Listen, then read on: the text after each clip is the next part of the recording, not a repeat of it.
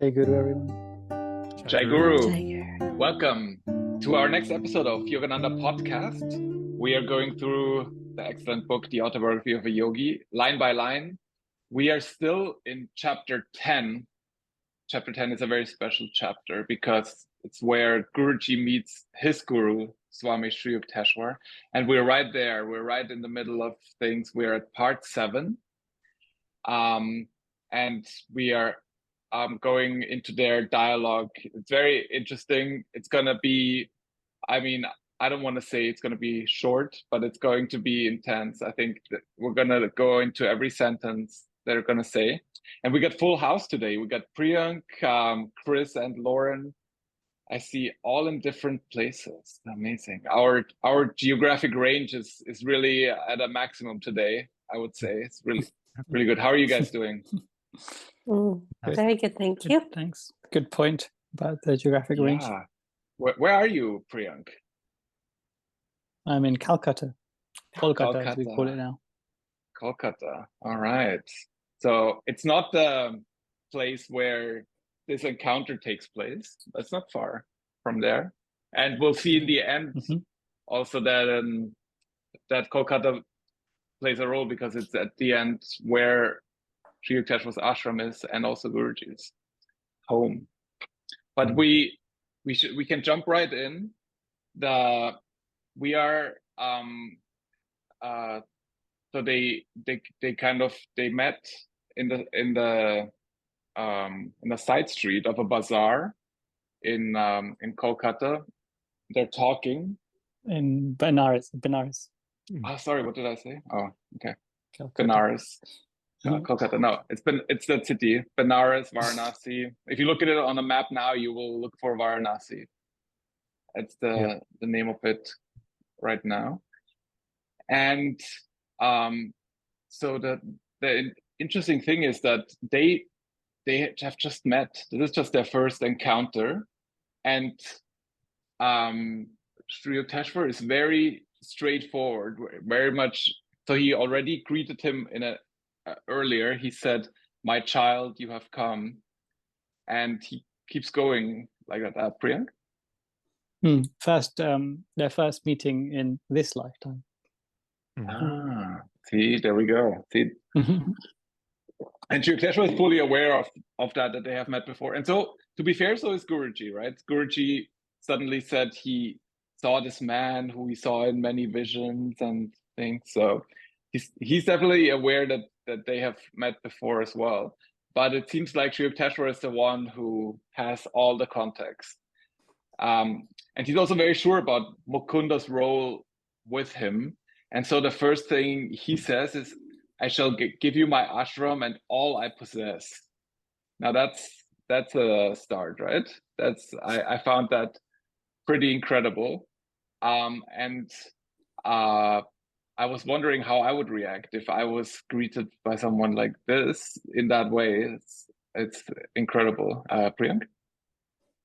Yeah, I think you emphasized this before, where you said Sri Yukteswar is sure of their prior relationship, but it strikes you as he is very, very strong of his conviction of that fact, and essentially with this quite magnanimous declaration or enunciation, as it were. Actually, you could say that he is straight away acknowledging Mukunda as his chief disciple.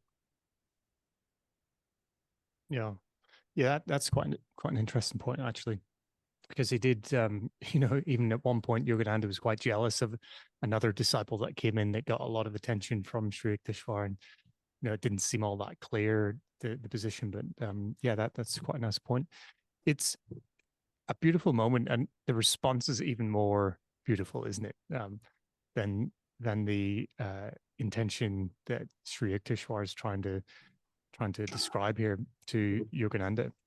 It reminds me, actually, in a much lesser but similar principled way, a friend of mine said that when he met his now wife, who I had been friends with at school, he said he knew instantly that he was going to, marry her and build a house, and they were going to live together. And he said all these beautiful things that essentially what he was going to do for her, he was going to give her everything, essentially give his life to her.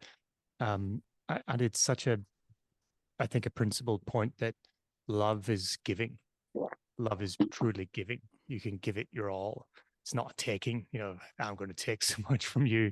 You're going to, it's, I will give you everything. It's unconditional love. It's, unconditional giving. So it's, just a beautiful, beautiful moment that Yogananda actually spins into even more awesome response. A good point you make about the unconditional love, but the I think that's coming a bit later when he asks him later on in this book about later on in this section that we're going to discuss about unconditional love directly. But here he's really talking essentially about the philosophy essentially of renunciation, and he immediately shows us his prowess in material renunciation, doesn't he? By just foregoing what his lifetime's worth of you wouldn't say they're like material achievements, because it's not like a business that he's opened up, but they're like spiritual established institutions that he's developed, i.e. the 2 ashrams, one in Puri in on the east coast of India, and this Serampur one which is near Calcutta, which is where I am. But in God Talks with Arjuna, I found a good reading about this in chapter 2 verse 59, where they're comparing the exterior methods of renunciation as followed by monks and swamis to the interior method that's followed by yogis. So if you look in the comment section, Lauren, do you want to start us off, please, with that reading? Many monastics believe that by living in a hermitage and by not marrying, they will be free from attachment to worldly objects. The truth is that all swamis and other renunciants who do not, in addition, become yogis, those who practice a scientific method of God union, are in grave danger of losing sight of their divine goal, as are householder yogis who do not practice inner non-attachment. By physical renunciation alone, how do you pronounce this word? Recalcitrant. Recalcitrant. I haven't seen that word before. Recalcitrant mind is not convinced fully that the pleasures of the senses must be forsaken, but the yogi, be he a monastic or a householder, who contacts the supreme joy of spirit by deep meditation, not only thinks but knows that a man is a fool not to renounce the lesser joy of the senses for the supreme joy of spirit. The ordinary renunciant, outwardly forsaking the objects of pleasure, has won only the first round with the senses. The inner longings have by no means acknowledged defeat. So the renunciant must learn not only the outer, but the inner art of self-defense. Water added to milk freely mixes with it and dilutes its natural character. Milk that has become butter, however, can float in water without undergoing any adulteration. Similarly, the ordinary renunciant's mind has to stay away from the diluting potential of sensory temptations. Yet the yogi who has churned the butter of realization finds himself impervious, inwardly and outwardly, to all attachment to the sense objects, even when he is surrounded by them. Don't you love those pictures that Guruji draws sometimes with the butter and the milk? That one is actually it's a scriptural one, actually. I think it's used in a few different Indian scripture, the butter and milk.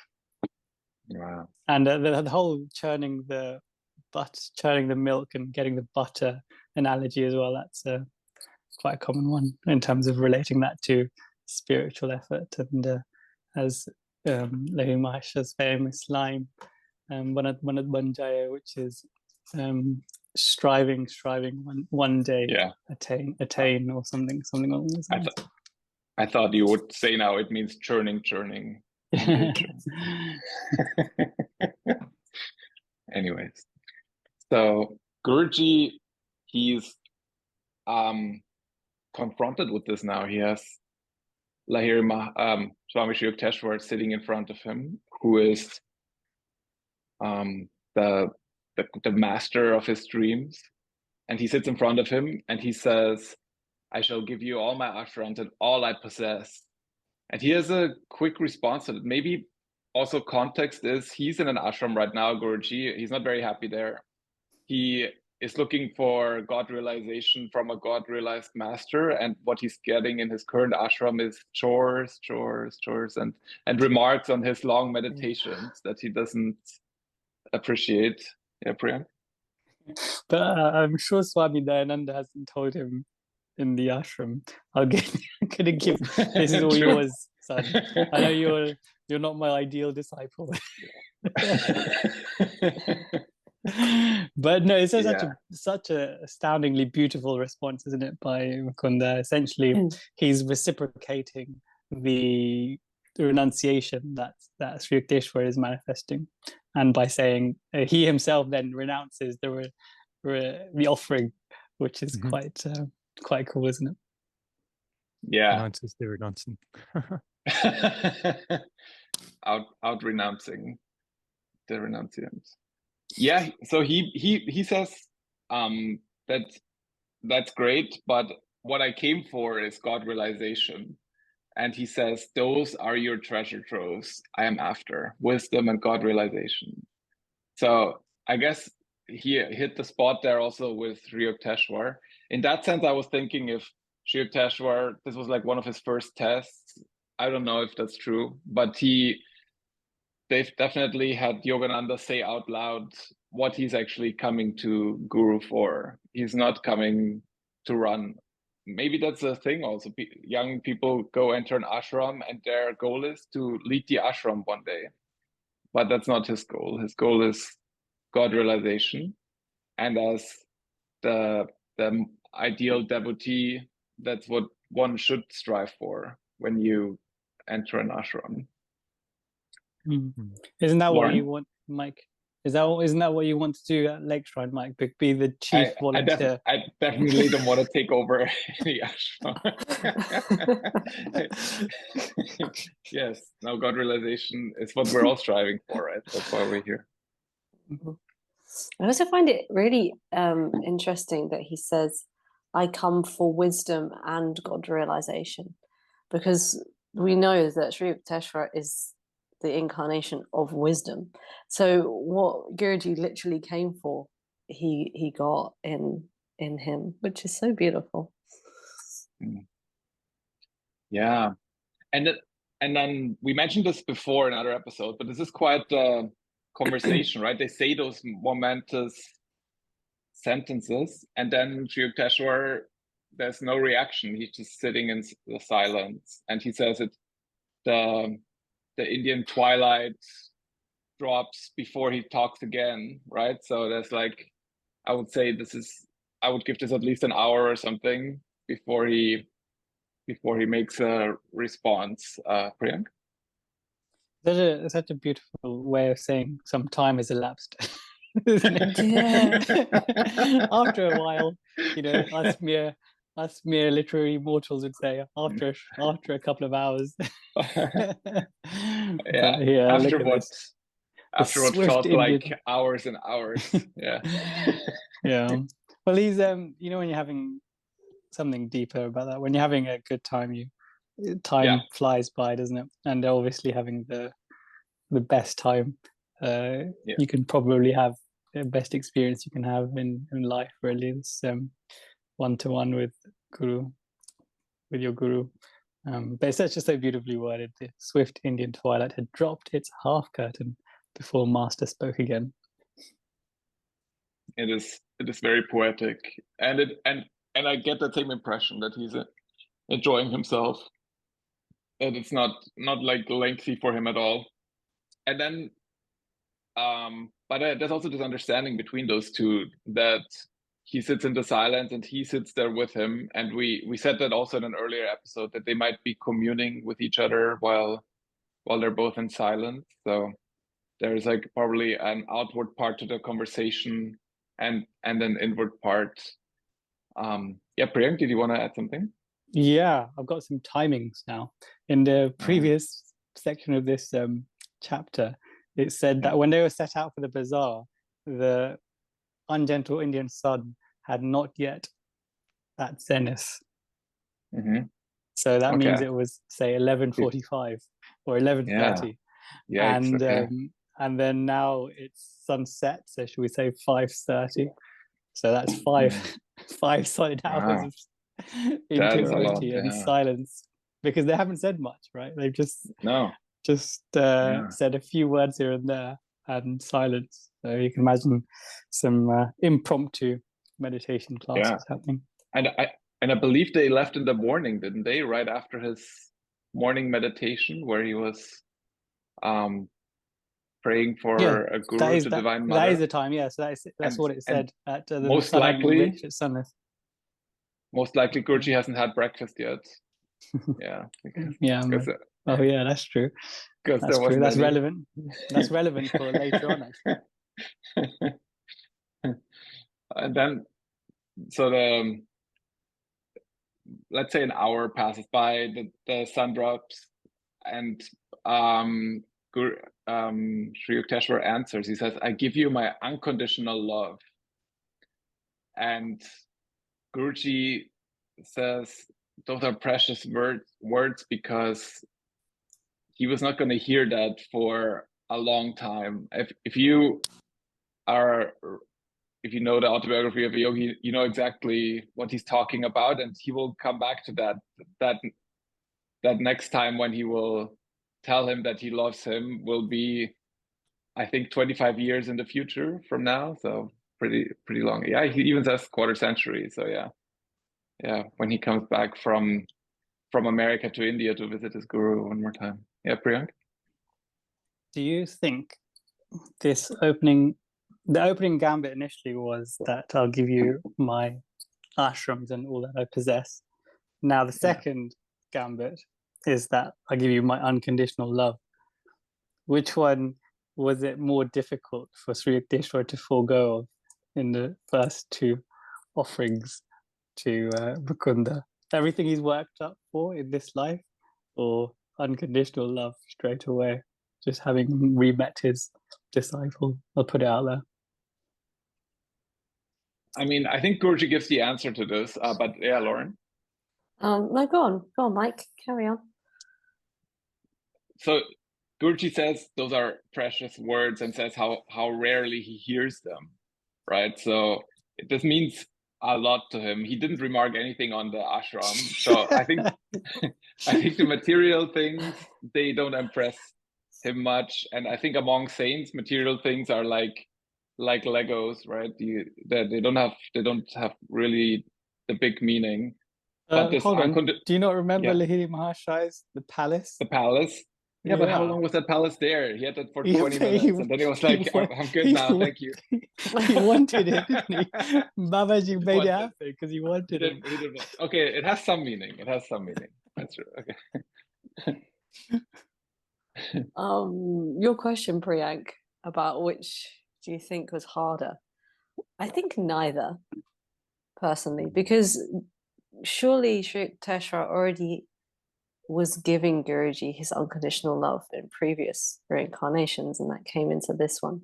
But perhaps that one was more difficult to say. Maybe, I don't know. I'm not sure Yukteswar. But yeah, maybe the actual speaking on it may have had a difference. We know Sri Yukteswar had a daughter that I don't actually know an awful lot about, to be honest. I don't know if you guys do yourselves or maybe the audience does. And we also know that he lost his own father at a very young age. So he took on the responsibility of managing, the family's land and the holdings. And the details of this, I'm not sure, but maybe he actually inherited quite a bit when he was young as well. And I just wonder, when I read this, it's very much like a father and son sort of relationship, isn't it? And this fatherly figure that Sri Yukteswar has due to his demeanor, and then Yogananda coming in, and it's almost like, you are my son. You can inherit everything from me in the sense that the son that he never had. But yeah, maybe he had a lot of inheritance as well. I would like to know the details of that, actually, if anybody knows. I will politely direct you to Swami Satyananda's book for Kriya Yoga Gurus. He's basically done a biography of Swami Sri Yukteswar, which the details are in there, and we're going to go through them at a later episode when we talk about the life of Lahiri Maharaj. Nice. Guruji doesn't only say that this is doesn't happen often, that Sri Yukteswar, or let me start this way. Sri Yukteswar, when you look at him on the altar, everyone, as a devotee, you have a different kind of relationship to all the gurus. And I feel like Sri Yukteswar is often the more like the disciplinarian on the altar, right?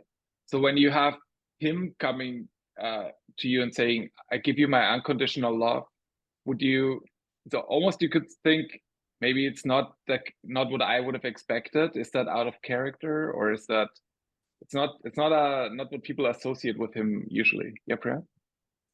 Yeah, but you do, right, Mike? I think you yeah, it's true. It's a me problem. Yeah, that's true. Because the previous line was his eyes held unfathomable tenderness. Yeah, which implies that he can flip his persona as required based on the situation. And in this situation, obviously, Mukunda was new to him, and in this lifetime, this is their first reunion. Well, this is their reunion, and so he had to be the most tender version of himself. Later, we'll get his stricter versions, won't we? But I remember Mike last time we were talking about this, and you said, you've got his picture on the wall, and this is the impression you have, isn't it, of this like loving, unconditional love kind of nature, as opposed to the disciplinarian. Why didn't you do your energization just now rather than walking past? Yeah, and this builds a beautiful bridge to something Chris wants to read out about Sri Yukteswar. Yeah, in Man's Eternal Quest, there's a very short but succinct, I think it summarizes it quite well, of Yogananda's words himself, of how he describes Sri Yukteswar. And he says that when I think of my guru, Sri Yukteswarji, I see him in the sternness of a father and the kindness of a mother, without weaknesses or blindness of either. Every father and every mother is potentially endowed with both the fatherly wisdom and the motherly tenderness of God. They have to perfect these endowments. Beautiful.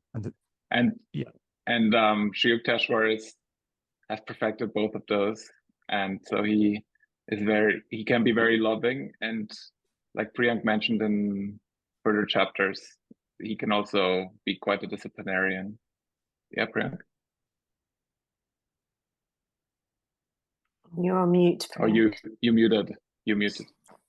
He says a quarter of a century elapsed before he hears it again, and that essentially Sri Yukteswar's lips were strange to ardor. Silence suited his oceanic heart. I certainly resonate with that. I don't like to say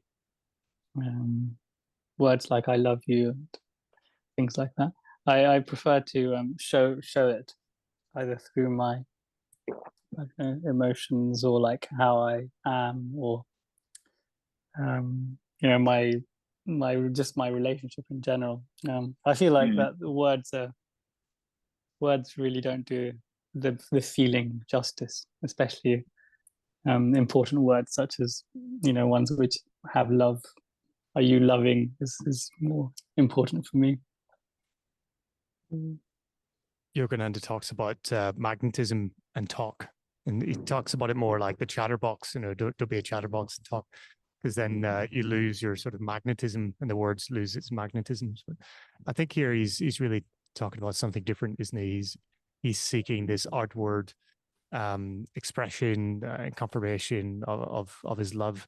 And whenever I was reading this, that of course, we've read the autobiography of a yogi. We know what's going to come up in future chapters, but here he gives us a hint that it's going to be 25 years until he Sri Yukteswar says that again, says I love you again in so many words. And to your point, Priyank, about the expression of love and how do you do that? To my mind, in some way, I thought of the masculine versus feminine expression of love, and how maybe when I think about Sri Yukteswar, like Mike said, I think of quite a masculine sort of disciplinarian expression of love. And when I went to look into this to see really what Yogananda actually said about his interpretation of it, I came to this man's eternal quest piece, and he simply said that, Sri Yukteswar had, was without weakness, that he had the sternness of a father and the kindness of a mother. So clearly, even though, he doesn't actually express it verbally too much, he was still able, probably through his eyes, as you mentioned in the previous sentence there, that he had this kindness and this very feminine, balanced energy within him. So, yeah, I would be more inclined to sort of show my love through actions like you, Priyank. But I think maybe, yeah, there's a balance in there somewhere, isn't there? What do you say to, Chris? What do you say to your friends that say men are supposed to be masculine, not feminine? I'm probably one of the more feminine, expressive guys, in my friend group. And I can say, I know my wife is certainly she's from Brazil, and they have a different culture of expression. So it's interesting that you say what you say, Priyank, because maybe it's more of a culture thing as well. Because here in Brazil, it's very much an outward expression. And in Ireland, it would not be so much. And then, yeah, as you're pointing to, especially amongst boys, potentially, it's even more so. So layers upon layers. But I'm learning differently, Priyank. I'm having to express myself more vocally here in Brazil, balancing those energies. Those are some really good points. I think one takeaway we should definitely have here is that just because he didn't say it for 25 years, it doesn't mean that he didn't constantly show and express love to Guruji in the time that they were together. And that's really important. I think there's a talk by Brother Tyagananda that comes to mind where he says, if love is not expressed, then it's not there. So you have to express love in some way. Otherwise, you might as well not have it. And so you have to make an effort. It doesn't mean that you have to verbally express your love constantly, but to show it in some way constantly. And I think that's what they will be doing. And that's why Priyank's point is actually a really good one, that he is you can express love verbally, but you can also do it by doing something, by doing kind deeds, or there's, as we say today, many different love languages, right? You need to at least use one of them, right? So that's kind of takeaway. And yeah, I would say, yeah, no, I'll shut up. Let's continue. You're going to say French is the language of love, aren't you? That's right. Yes, of course. Not German. Not German. No, but those two are, for example, it's that kind of difference that Chris was talking about between the Irish and the Brazilians. Maybe I think maybe French and German have similar differences between them. But yet anyways, you're so close geographically. It's interesting. Yeah, and yet so far culturally. It's true. Yeah. So he doesn't just say, I give you my unconditional love, and then the second sentence is like, will you give me the same unconditional love? And looks at him, and then he says those words with childlike trust, as in, like with this expectation, right? With this really vulnerable state. And I find that very beautiful, because this is like the master of the universe here going to Yogananda and asking him, "Do you give me the same unconditional love?" Yeah. Before I continue, Priyank. Actually, Lauren, do you want to go first? I'm just trying to find something. Oh, yeah, sure. What is really standing out to me is the eyes that seem to be speaking all the time in this section. Like in the bit before, he had eyes with unfathomable tenderness, and now he has eyes with childlike trust, and it just feels like this thing that's going on between them is so large that it goes beyond vocabulary, and it speaks through the eyes. It's very powerful and also really beautiful as well. What I was going to say was, I think he's very deliberate with how he's communicating and the order in which he's saying stuff. So he's declared his 2 offerings to Mukunda, right? Probably the best 2 things that a guru can give you. And then he says, Love and ashram. He asks, it's almost like a rhetorical question, because will you give me the same unconditional love? It's like, Mukunda obviously is going to say yes, but I feel like it's like a somewhat of a initiation, because there's a lot of responsibility in contemplating that question and also committing to the yes that Mukunda gives, right? And I'm reminded of the talk, loyalty being the highest spiritual law, that we discussed in the last episode by Brother Ananda Moy. And these elements come out of that as well, in terms of what you owe, what your debt is to the Guru, and how much responsibility that incurs, the grace that you're in, how much responsibility that incurs for you to be in that grace. And I also am reminded in the previous section where he said, Mukunda, had that mysterious line which said, it was holding a promise that I had not fully understood. And now he's like, with these little things that he's saying to them, they're not little, they're really grand, aren't they? And the weight of them, he's revealing the promise actually in these lines that's coming, that we're talking about right now. Yes. So he's answering him, and like Priyank said, of course he says, I will love you eternally, comma, Guru Deva. So I don't know if that was like an audition to be a chela, but that's kind of how they both understood it. So he says that. He calls him Guru Deva, and then there's no protest from Sri Yukteswar that he says, "Oh, I'm not your guru" or something. No, this is happening here, and I find this conversation in general is like, I think Guruji tries to explain that there's stuff happening verbally and non-verbally here,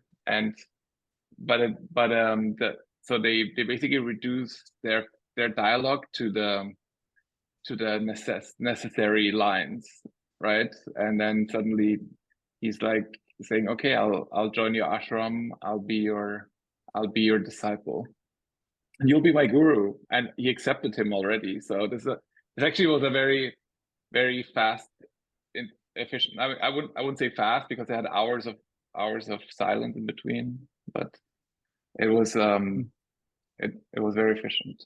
Yeah, Priya? Yeah, it's a good point about all the stuff that's happening outside of the dialogue. And as Lauren said, there's a lot of reference to, the eyes and the tenderness of the eyes. And here there's the reference to, he gazed at me with childlike trust. So there's if we can meditate on each of these and spend time on them to really get into that room that they were in, that balcony that they were in, and the feelings that they were feeling. So we have this bond of divine love between those two, of a disciple who loves his guru with the goal of God realization, and a guru who has the goal of giving God realization to his disciple. And then Guruji makes a point of how there's a difference between divine love and how he calls it ordinary love.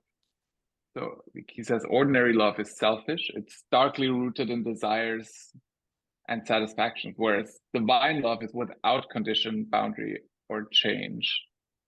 And Guruji makes this point many times in many of his scriptures, that there is love that is motivated by desires and love that is just given freely. Yeah, Priya? Yeah, and this really adds a lot of gravitas to the question that he asked previously, because he feels Sri Yukteswar actually goes into the depth of defining what he means by this relationship. And you know, you're going to complete it, but it's absolutely, it's such a complete and beautiful definition of love, isn't it? And I feel like we shouldn't use the word love so freely as we do unless we really you know, have these principles in mind. You know, saying stuff like I love chocolate is probably, we should reserve the word, reserve the word. In the same category as the JavaScript guru or something. Yeah. That was one of my pet hits when I was at school, and you know, all the teenagers, you know, at that time we were all, I love this, I love this. Funny enough, back then I knew that there was something not right about that, but Yogananda clarifies it for us here as to what it is. Can you not give unconditional love to chocolate, Priyank? It's it's conditional on my eat enough my of teeth. Eat enough of it, and then you'll find out my. True. Okay. It's conditional on my teeth being able to not be in pain when eating it, isn't it? Or your I guess you guys have a point. Would now be a good time to read out the section? Yeah, I just want, let's complete the before we read that section. Just to complete that. So he says that divine love is without condition, without boundary, without change. He also says the flux of the human heart is gone forever at the transfixing touch of pure love. Now we found another really good section in God Talks with Arjuna about 4 kinds of devotees, and it's described, you know, each type of devotee is described nicely, but this is the highest kind of devotee because we're talking about the unconditional love element, and he's further elaborated on this in God Talks with Arjuna. So Lauren, if you want to read that bit out. Mm-hmm. Therefore, among the 4 kinds of devotees, the sage who acts in this cosmic dream with God consciousness only and with supreme one-minded devotion is closest to him. That devotee has an unconditional love. He loves God without a selfish motive, without a business-like arrangement. I'll pray to thee, O Lord, provided thou dost give me health, money, and grace. Between the wise devotee and God, there is a deeper exchange, that of fathomless love and affection. The sage's devotion is spontaneously actuated, without reservation, because it is offered in full faith. The loving, omniscient Creator, the sole giver of all things, knows every necessity of every being. The sage is content with whatever the Lord deems best to give or withhold. I'm reminded of again of that same talk by Brother Mandamore in this loyalty talk, and he mentions 2 really good stories about essentially these other types of devotees. One of them, he says that he just entered the ashram, and you know, one of the senior monks had come in from Hollywood. This is in Lake Shrine, I think, and he was he barely knew any English, and he was just literally quite new to the ashram. And the brother had come, and he'd said to everyone in the morning, like, everyone, you know, come to the evening meditation. It's going to be great. We should all be meditating, etc. And then afterwards, brother says, I've got some other business to attend to. And then the more you give the evening talk. And he said, and he quite, you could watch you could hear the whole thing, but essentially what happens is it goes terribly, really, really badly, his first service. And he says, that's how I started my career. And everyone, the whole audience in the convocation are laughing their heads off. But he's saying that the worst thing is that other than one or two people, even though it was a full capacity audience, congregation, he said the worst thing is that he never saw 90% of those people again that came. And then he said, and everyone was laughing, but then he made the serious point of, is that all it takes for you to leave the path, to leave the guru, one bad service reader? And everyone's like in complete shock and silence. But it's true, isn't it? That's how fickle the devotion of some people are, especially people that are new to the path or very new in their journey. And then he gave this other example of another type of devotee that they were regular, come every week. They're really devoted, they're really keen, doing all their practices. And then it was a family, and their son of like 21 or something got drafted into the Korea War or something. And the parents were absolutely devastated, saying, how could God do this to us? And then they left the path, they left faith, they left God, because they thought that this is unjust. And obviously, he gave the deeper meaning behind all of that. But he was saying,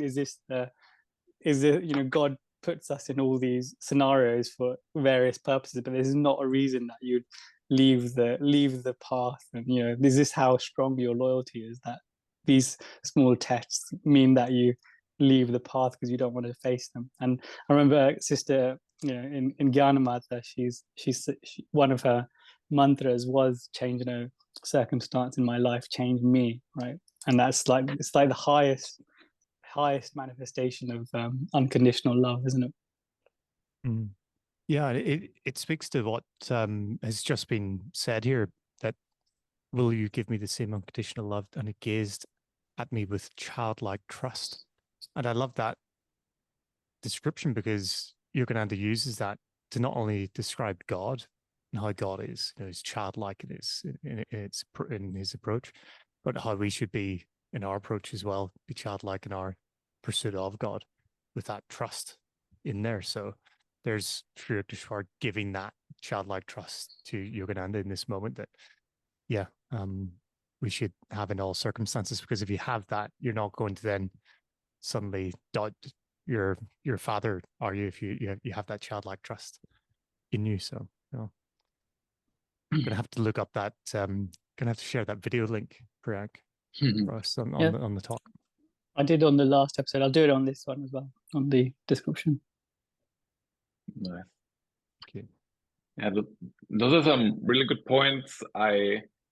There is definitely one thing to say, I follow a guru, but then faith is always being tested in life, like Priyank mentioned. And sometimes those tests are very severe, and I don't judge anyone for what they do. Like, everyone has their own path, right?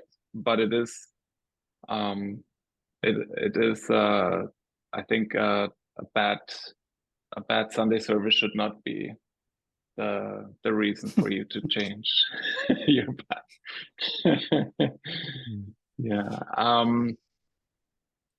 So I mean, it continues, right? Like, we thought, okay, we go from ashram to unconditional love, but now, so Guruji talked about the importance of divine love versus ordinary love, and then Sri Yukteswar says, he added humbly, and then he says, if you ever find me falling from a state of God realization, like, that's a very unlikely scenario, right? Mm-hmm. But he says that anyways. I think he says that not because it's gonna happen, but to explain their relationship, and also to recognize Mukunda as his supreme devotee. He's like his Arjuna to his Krishna, right? So it's a very special thing that he's telling him. So if you ever find me falling from a state of God realization, please promise to put my head on your lap and help to bring me back to the cosmic beloved we both worship. Wow. And imagine being there. Yeah. There's something about this moment that it sticks to my mind. It sticks in my mind, really. And maybe it says more about myself and my development, my stage of development right now, because I often recall this moment as a source of motivation, inspiration to say, no matter how many times I fall, my guru will be there for me. And that's this eternal promise and relationship, the highest relationship that we can have in this lifetime, really, a personal relationship is with the guru.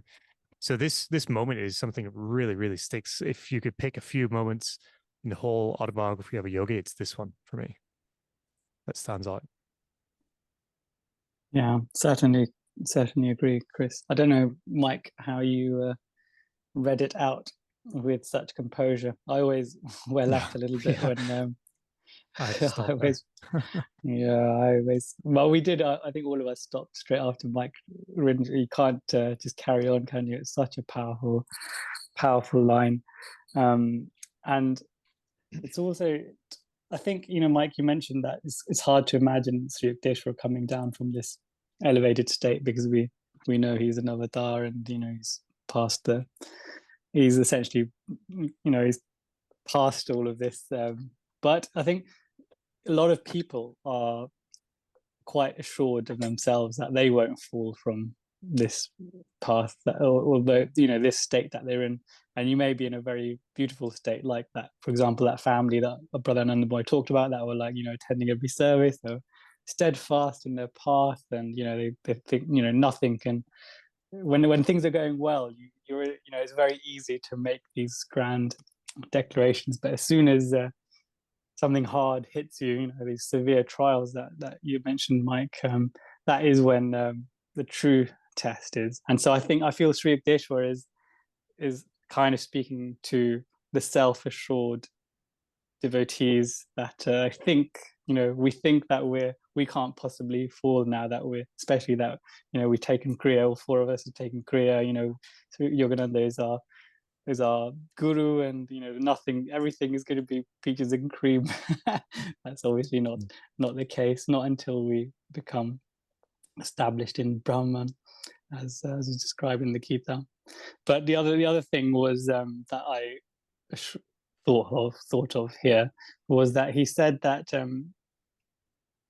if he's being very humble, right? So but he's also quite self-assured, because he's saying, promise to put my head on your lap and bring me back to the cosmic beloved that we both worship.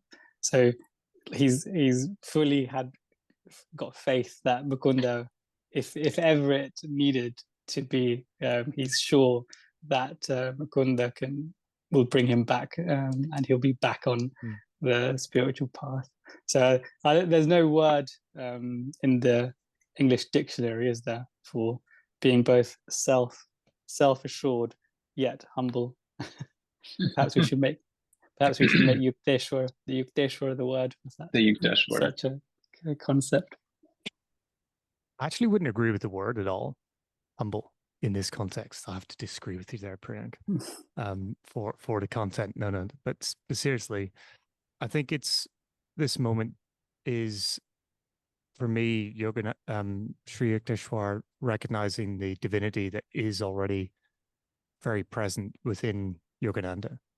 That's, to me, the significance of that comment, that he is saying that, the divinity within you is there. So it's a lovely moment of recognition, really, of Yogananda's strength of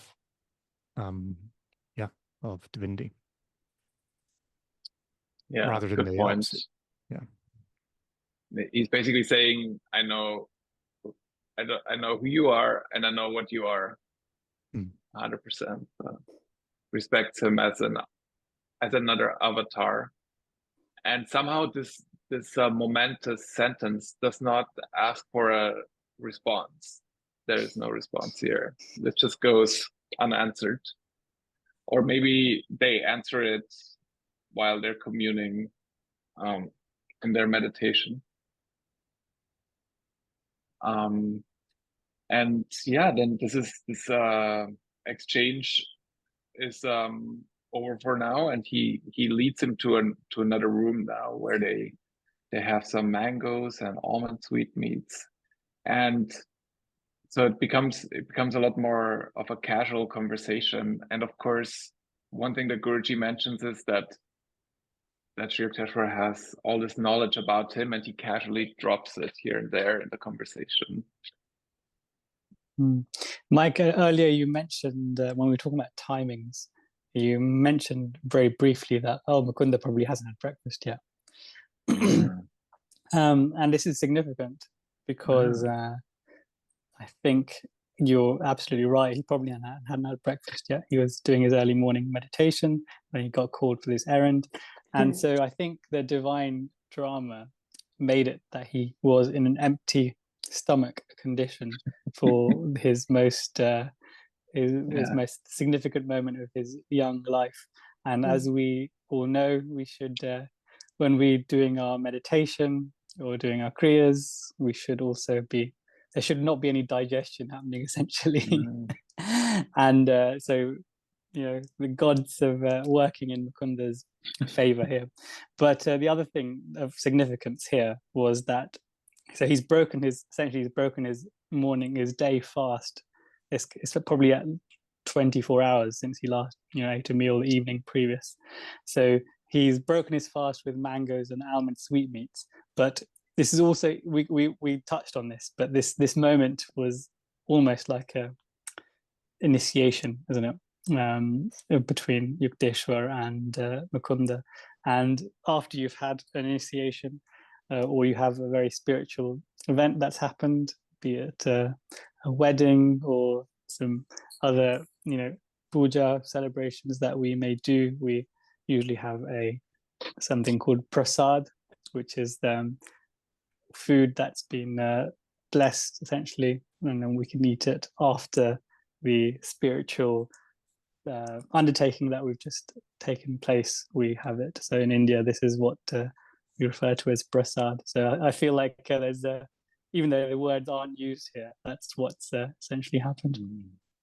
And we also were talking about unconditional love, weren't we?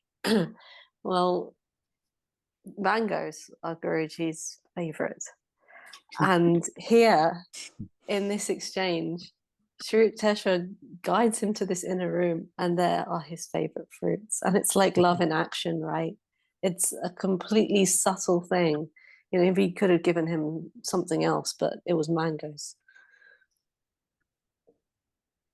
Oh, great observation.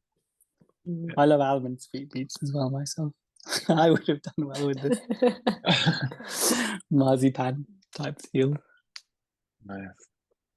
Yeah, I mean, I feel like there's also one thing that is happening here is that they're both so happy to have met each other. They're I think when you are in God's consciousness on earth, you don't have to participate in all of this earth. We can always go back to your samadhi state and enjoy it. But if you have another realized master next to you, and then the prospect of having him in your life for the next decade or so, I think this is also a very joyous moment for both of them. And so this is like they're basically partying, right? So they're getting out the sweets and the mangoes and sitting together. So I interpreted it like that. And like Lauren said, mangoes, Guruji mentioned his love for mangoes many times. He loves it. And then he says that he calls him Gurudeva, and he also says that he every now and then he has a knowledge of his life, and he drops that knowledge every now and then. And now we're zooming in on this conversation. And the first thing he mentions is, oh yeah, that amulet of yours, don't worry about it. It has served its purpose. And then Guruji said, like a divine mirror, my guru apparently had caught a reflection of my whole life. So I think that's what gurus do. They have the file of your life in front of you, or of all of your lives, and know every detail about it. Great. Is it a read-only file, Mike, or a write? I would give them right permission. Right access. I think most. On a serious note, though, the amulet. You're saying that he's served its purpose, but he also says that he's reading into his whole life. And the same Brother Nandamoy talk that I keep coming back to, Brother Nandamoy also has this same feeling. And then he describes it in quite an amusing way. He says that when he first met him, Guruji was asking him loads of questions, and he said the way he phrased the questions, it was clear that he did not need any information.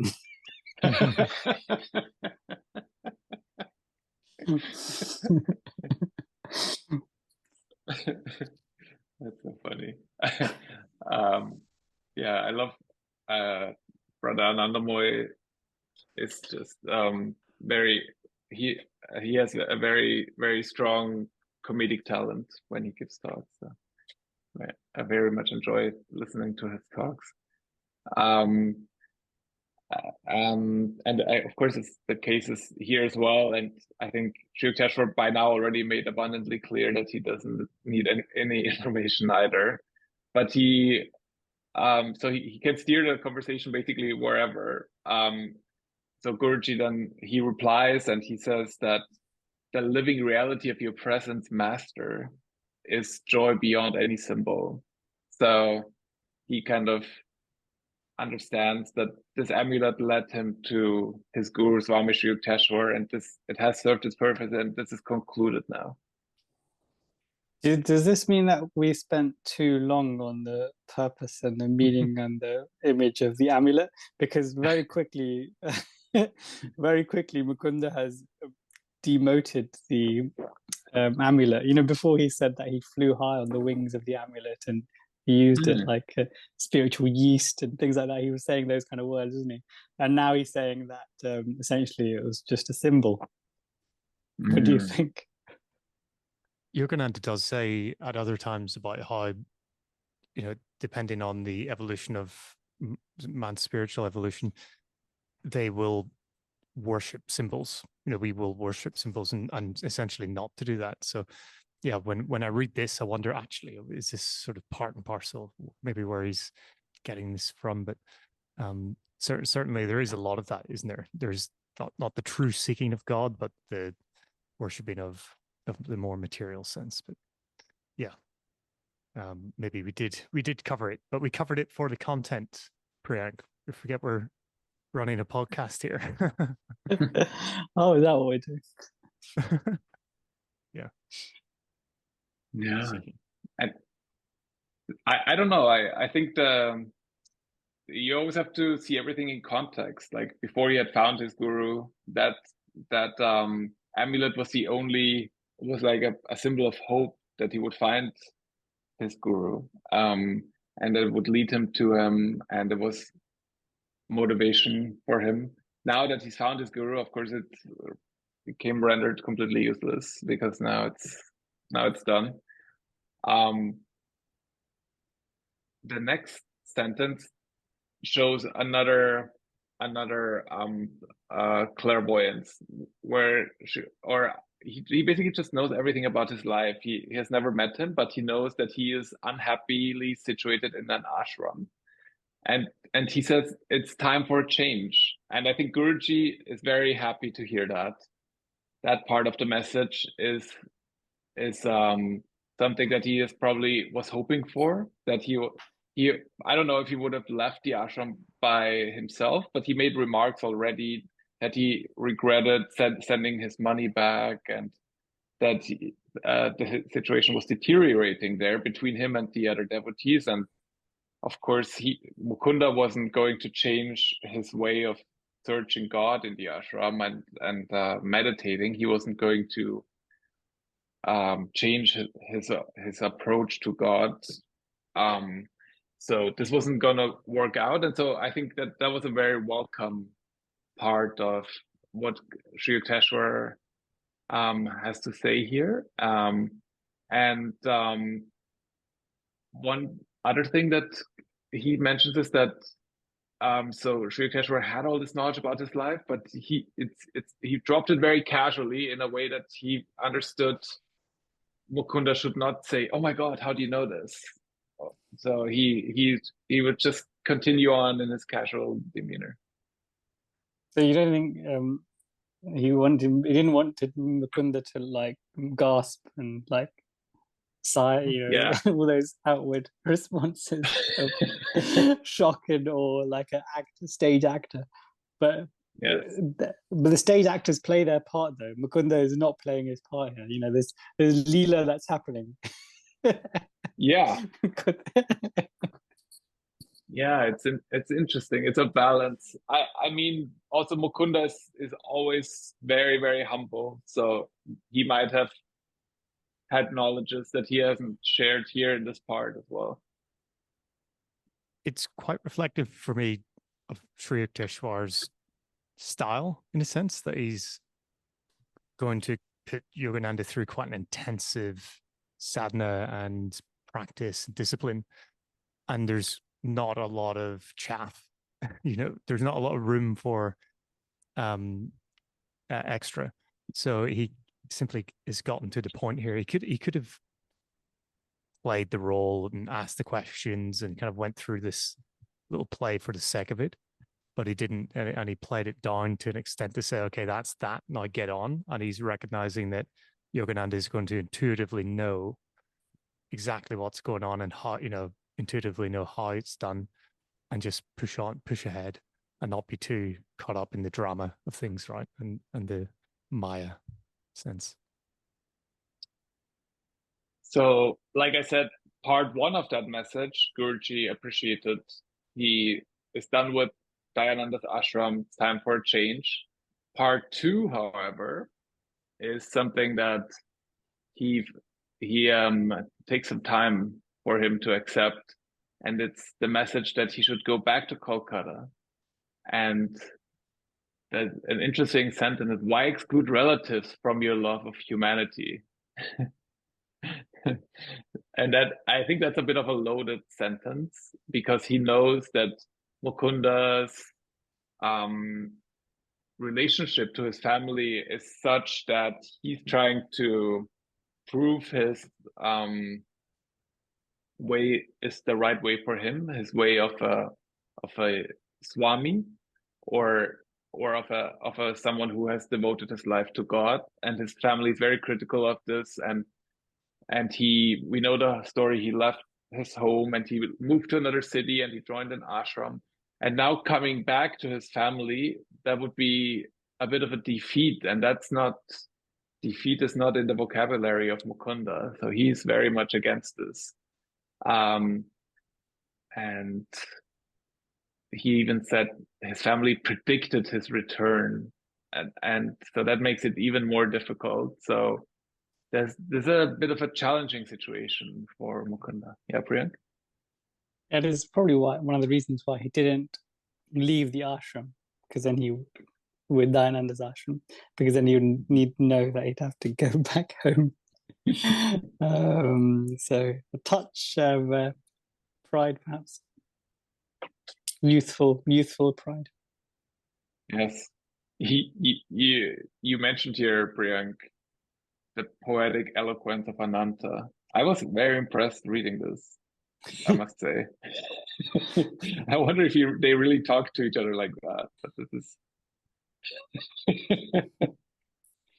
Oh, have you got to the bit yet about the bird? Yes, that's where we are now. Yeah. I'm just gonna read it out because it's actually. Imagine your older brother talks to you like that. He says, "Let the young bird fly in the metaphysical skies. His wings will tire in the heavy atmosphere. We shall yet see him swoop toward home, fold his pinions, and humbly rest in our family nest. And I think, yeah, Guruji says he was determined to do no swooping. I love family. Family is amazing. That's like, it's also, I mean, a lot of Guruji's experiences are, he always has for us, right? So we can learn from them as well and see how to react. But that was definitely something where Guruji, it was really difficult for him to admit, to say like, okay, I'll move back in with my dad. This bird and flying and wings analogy, perhaps, you know, Mukunda described when he was using the amulet to fly high, you know, in spirituality, etc. He may have like in a inopportune moment mentioned this feeling to Ananta, so then Ananta may have then came up with this terrible spin on it, on the flying, which is another, if that is the case, is another reminder for everyone and a warning: don't ever tell anyone about your spiritual aspects of your life, because this is what they'll do. This is what they'll do. But I find it that I find it quite cool that Mukunda didn't stoop to a low level response to this in this section. He didn't like, you know, abuse, you know, Ananta, or like you know, dismiss him completely. He called it this discouraging simile, fresh in my mind, and he said, I was determined to do no swooping. What a polite way to dismiss a family member's you know, when they ramble on about something that affects your life dearly.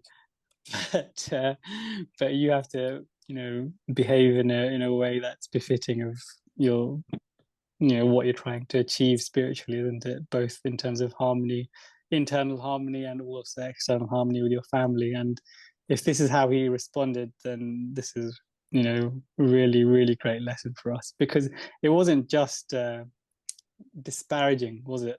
That analogy, it's almost it does mock his spirituality, which is really, Absolutely. really demeaning, isn't it? Because if you're pledging your whole life, he's joined an ashram, so he's not going to university, he's not getting married, he's not doing all the regular things that you know, young adults do. He's literally pledging his whole everything on this path, and a family member is mocking it in this way. But he's literally refusing to stoop to that level, which is a really, really good lesson for us. I very much enjoy the banter between Ananta and Mukunda. I think they're both very, very eloquent. And you say rambling, I say he launched quite the zinger there, Ananta. That was really, really well done. And so maybe that makes it even harder. And then Guruji says, why would I go to Calcutta? Like, this makes no sense to me at all. Like, and then he tells Swami Sri Yukteswar, I don't want to go to Calcutta, but I will follow you anywhere. So give me your address and your name. So, yeah. Yep, Prayag? Yeah, so we mentioned the touch of pride previously, but now the touch is becoming more of a touch, isn't it? It doesn't want to give Ananta the satisfaction of being right, even though he definitely wasn't right, because he found his guru, but that's not how Ananta will see it. I say actually that was a bit surprised reading this, that given everything that's happened in Yogananda's life, even as a young boy, all the, you know, miracles, all the instances that Ananta has actually been a part of and central to, and he's still sort of talking in a bit of a diminishing way, as you say, oh, he's going to get tired of this, you know, he's going to come back. I wonder what actually makes him so sure. He ends up not being right, but not far off. If he hadn't have had met Sri Yukteswar in that moment, he wasn't too happy, was he? He was praying to Divine Mother for some answer because he was feeling a bit spiritually tortured at this point. So I wonder what made Ananta say these things, given the whole context and history, that he knows that Yogananda is a special soul and he's come here to do special things and follow this path. So when I read this, I thought, geez, he's either very intuitively sort of connected in some way as well, or this is very bold comments given all the history that he has in his knowledge bank. So yeah, maybe it's just pure yeah. banter. I don't know. No, I think it's high class banter, definitely in that family. And so the Guruji, so first he says, I'm not returning home. So there's a wish of Sri Yukteswar, and he does not intend to obey that wish. Now I think that's big between guru and disciple, and they were just talking about their unconditional love and their so, but then life comes back, I feel like, catches up, and there's like a first big challenge. And he then says, give me your address and your name. But first, Priyank. Yeah, your address and your name. So it's been at least 6 hours. Yeah. And they said probably 5 lines between to each other. Not one of them is what's your name, which would imply the irrelevance on the grander scale of our birth names and our ego distinctions, because the soul has no name, right? The soul has no face. So, and this is the case for brahmacharis and monks. They forego, one of the rights of their passage into monastic life is that they forego when they become a full-fledged brother or a swami, they take on a new name, they forego their birth name, and this is the symbolic significance of that, because the soul has none. I wonder if when they commune in spirit, if they have spirit names or something like that they use. Yeah, but you're right. I didn't even notice that, but yeah, it's probably something you would do in the beginning, right? Ask them before you swear your unconditional love. You would ask for their name first, but not here. Each of us probably has like a hex address assigned to each soul.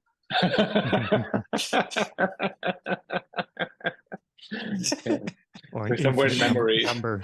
Memory address. That one says static through lifetimes. Yeah, it's okay. Yeah, and then in the global cloud, in the great beyond cloud. So now comes another twist. Sri Yukteswar tells him, he tells him his name. That's not a twist. He says, I'm Swami Sri Yukteswar Giri. Name full of meaning. And the twist is my ashram is in Serampur on Raigat Lane. Boom, boom, boom. Yeah.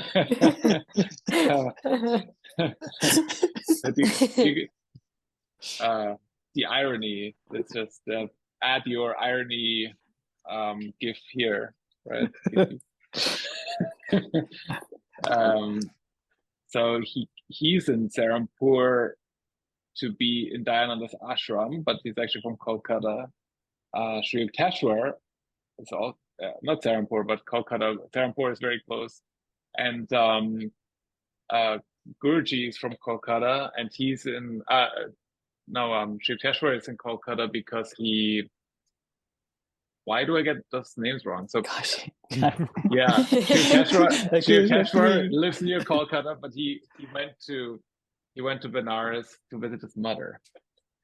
So they're both just here, but they're both actually from the same place. They're both from Calcutta or near there, and that is now it makes sense why he wants Mukunda to move back with his parents, because then he could visit him in his ashram regularly.